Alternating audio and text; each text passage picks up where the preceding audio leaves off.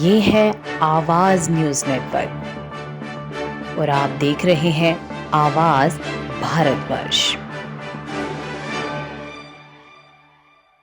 नमस्कार, मैं हूं मुकेश और आवाज भारतवर्ष के इस विशेष कार्यक्रम में आप सबका स्वागत है। आज का कार्यक्रम जिसका विषय हमने रखा है, प्रियंका ने समझाया तो राहुल को समझ आया और इसलिए आम आदमी पार्टी को दिल्ली में विधानसभा चुनाव हरवाया। शीर्षक से आप पूरी तरह समझ गए होंगे कि आज आवाज भारतवर्ष आपके सामने क्या खुलासा करने जा रहा है, क्या अंदर की कहानी आपको बताने जा रहा है कि किस तरीके से वो कांग्रेस जो कल तक दिल्ली विधानसभा चुनाव लड़ने के लिए पूरी तरह मूड में ही नहीं थी, या यूं कहिए कि लड़ते हुए भी बिल्कुल छोड़ दिया था विधानसभा चुनाव को, राहुल गांधी की रैलियां तक स्थगित हो रही थी। लेकिन फिर अचानक ऐसा क्या हुआ कि राहुल गांधी अपने पुराने क्लेवर में वापिस आते हैं, ताबड़तोड़ हमले करते हैं अरविंद केजरीवाल के ऊपर और अंततः चुनाव में जो रिजल्ट सामने आता है उस रिजल्ट में आम आदमी पार्टी हार जाती है। और जो पार्टी बिल्कुल क्लीन स्वीप किया करती थी 2015 के विधानसभा चुनाव में, 2020 के विधानसभा चुनाव में, वो आम आदमी पार्टी 2025 के विधानसभा चुनाव में महज 22 सीटों तक सिमट जाती है। और इसका सीधा फायदा मिलता है भाजपा को, जो 48 विधानसभा क्षेत्रों में कब्जा करके अपनी सरकार दिल्ली में बना लेती है। राजधानी में 27 सालों का सूखा समाप्त होता है भारतीय जनता पार्टी का। लेकिन आपको आज हम इस तमाम कहानी के सारे किरदारों से रूबरू कराएंगे और आपको यह बताएंगे कि किस तरह से प्रियंका गांधी ने, जी हां, कांग्रेस की नई आलाकमान, मैं इसलिए आपको बार बार कहता हूं कि प्रियंका गांधी और राहुल गांधी में यही मुख्य फर्क है। राहुल गांधी राजनीति की उस गहराई तक नहीं जा पाते जहां तक प्रियंका जाती हैं और उस नर्व को पकड़ती हैं। और प्रियंका गांधी का साफ तौर पर मानना है, हमने आपको पिछले कार्यक्रमों में भी कहा था, हमने आज से लगभग 1.5 महीने पहले ही आपको बता दिया था कि कांग्रेस का प्लान या प्रियंका गांधी का प्लान किया आपको हराएगी दिल्ली में विधानसभा चुनाव।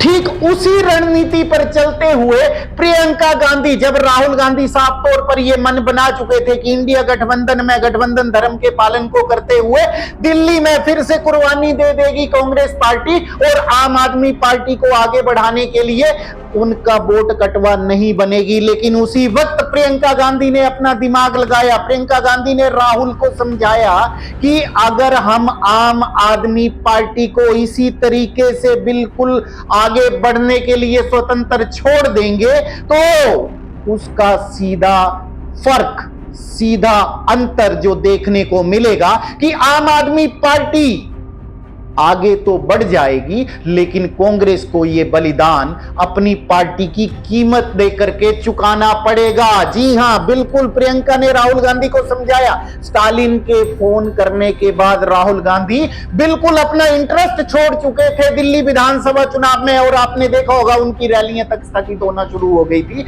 लेकिन प्रियंका गांधी ने एक आंतरिक कमेटी का गठन किया। अंदर की बात मैं आपको बताने जा रहा हूं, प्रियंका गांधी ने आंतरिक कमेटी का गठन किया और उस कमेटी ने फिर उसके बाद दिल्ली में सर्वे करवाया और सर्वे में यह बिल्कुल साफ तौर पर पाया गया कि अगर कांग्रेस पार्टी थोड़ा सा भी सीरियस होकर के दिल्ली विधानसभा चुनाव लड़ती है तो निश्चित तौर पर अरविंद केजरीवाल को अपने आज तक की सबसे बड़ी हार का सामना करना पड़ सकता है। और यहीं पर प्रियंका गांधी ने अपनी राजनीति की तुरूप का इक्का चल दिया।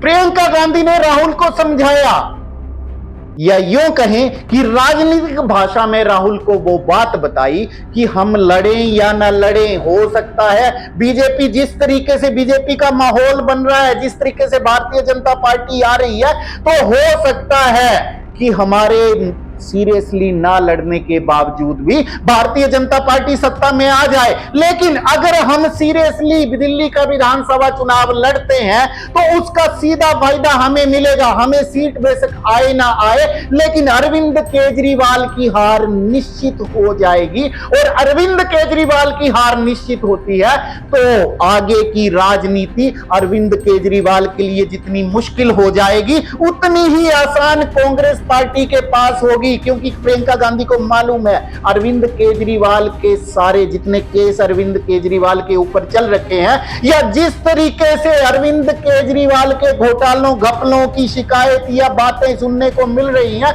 उससे यह अंदाजा लगाना मुश्किल नहीं है कि अरविंद केजरीवाल की बाकी जिंदगी कहीं जेल के अंदर ही ना कट जाए। तो ऐसे में बिना अरविंद केजरीवाल के आम आदमी पार्टी का क्या होगा? और जो वोट बैंक छिटक के कांग्रेस से छिटक के आम आदमी पार्टी की तरफ चला गया था वो उसी तरीके से वापस कांग्रेस पार्टी की तरफ लौट आएगा। यानी कि ये तुरूप का इक्का जो कांग्रेस ने चला, जो प्रियंका गांधी ने राहुल को समझाया, तो राहुल की समझ आया और राहुल उसी वक्त उठ करके केजरीवाल के खिलाफ जिस तरीके से बयान देने लगे, या जिस तरीके से केजरीवाल को यमुना का पानी राहुल गांधी ने दिखाया, जो आक्रामक तेवर राहुल गांधी ने उसके बाद अपनाए, उसके बाद कांग्रेस को भले ही कोई सीट ना मिली हो, कांग्रेस शून्य से लेके शून्य तक का ही सफर रहा हो वोटों में भी, या आप यूं कह लीजिए कि थोड़ा सा इजाफा बेशक कांग्रेस के वोट बैंक में देखने को मिला हो,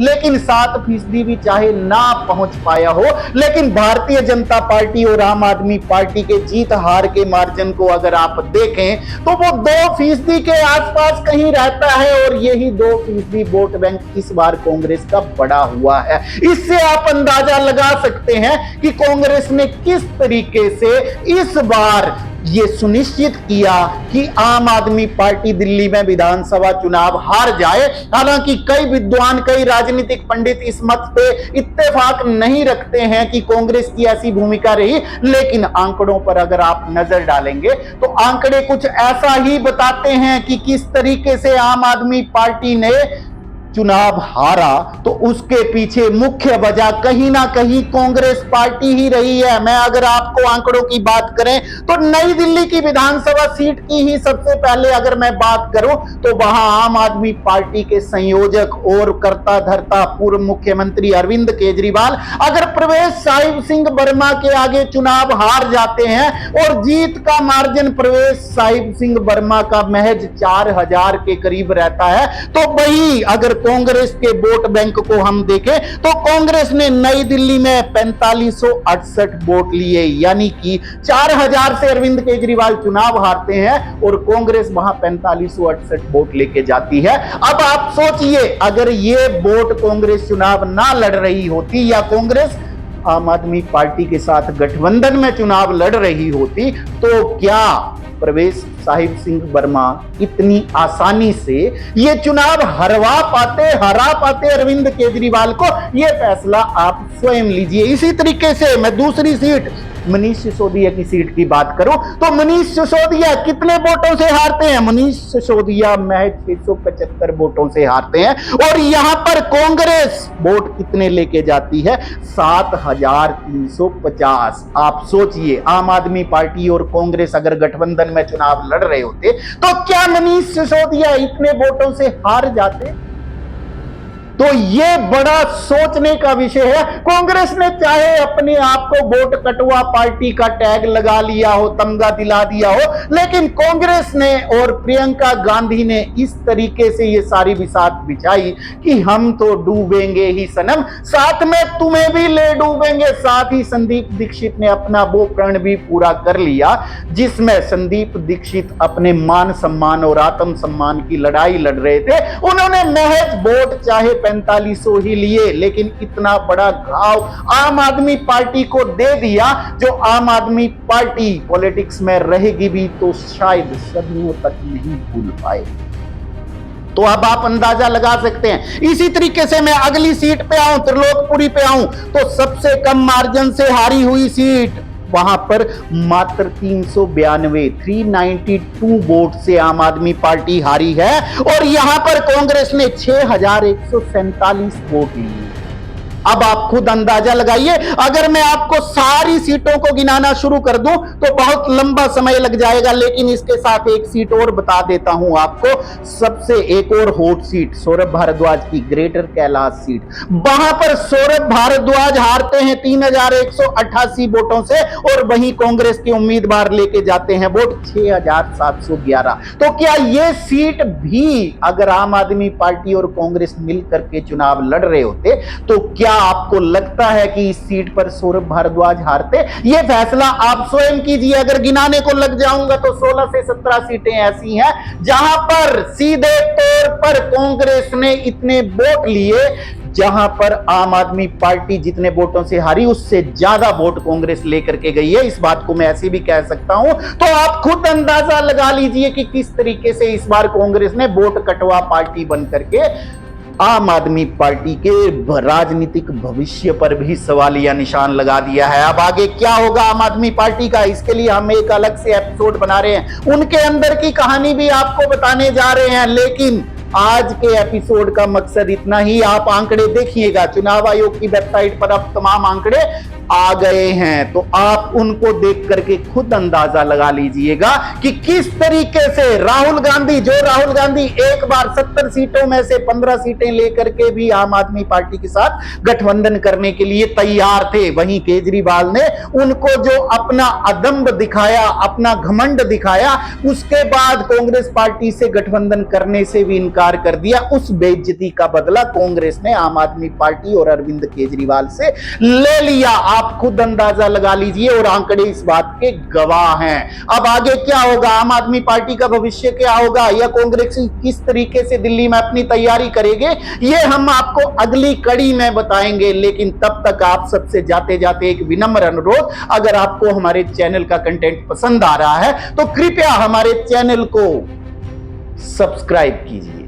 इस वीडियो को लाइक कीजिए, शेयर कीजिए और हां, कमेंट करना ना भूलिएगा। बहुत बहुत धन्यवाद, नमस्कार। अगर आप हमें YouTube पर देख रहे हैं तो हमारे चैनल को सब्सक्राइब करें और बेल आइकन को दबाना ना भूलें।